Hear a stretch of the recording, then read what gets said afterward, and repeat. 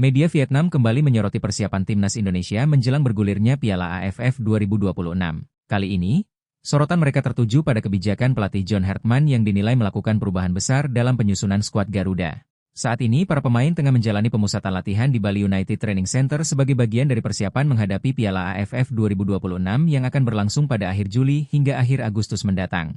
Skuad timnas Indonesia tergabung di grup A bersama Vietnam, Singapura, Kamboja, dan Timor Leste. Vietnam diperkirakan menjadi lawan terberat yang harus dihadapi Garuda pada fase grup.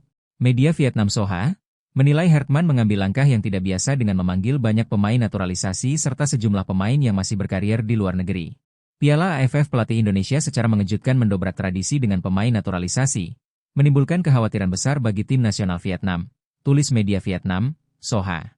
Menurut laporan tersebut, keputusan itu menunjukkan keseriusan Indonesia dalam memburu gelar juara Piala AFF 2026, sesuatu yang dinilai berbeda dibandingkan edisi-edisi sebelumnya. Sebelumnya, John Hartman telah mengumumkan daftar sementara berisi 50 pemain yang mengikuti pemusatan latihan.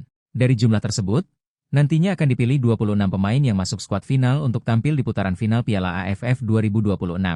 Soha menilai salah satu hal paling mencolok dari daftar tersebut adalah banyaknya pemain naturalisasi yang dipanggil. Beberapa nama seperti Sandy Walsh, Jordi Amat, Ivar Jenner, Tom Haye, Mark Locke, Eliano Reijers, Ragnar Oratmangoen, hingga Jens Raven masuk dalam daftar sementara tersebut.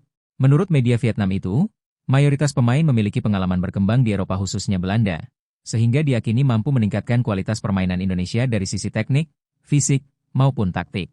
Selain itu, Soha juga menyoroti keputusan Hartman yang tetap memanggil sejumlah pemain yang masih merumput di luar negeri, seperti Justin Hubner, Tim Gepens, Matthew Baker, dan Mitchell Baker.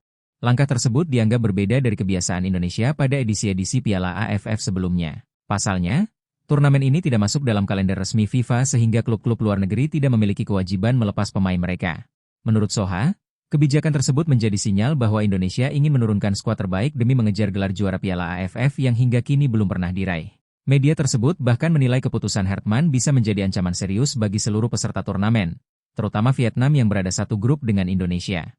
Pertemuan Indonesia kontra Vietnam dijadwalkan berlangsung pada 3 Agustus 2026 dan diprediksi menjadi salah satu laga paling menentukan pada fase grup. Dengan materi pemain yang dinilai semakin kompetitif serta persiapan yang lebih matang, Soha menyebut timnas Indonesia berpotensi memberikan perlawanan sengit kepada para rivalnya di Asia Tenggara.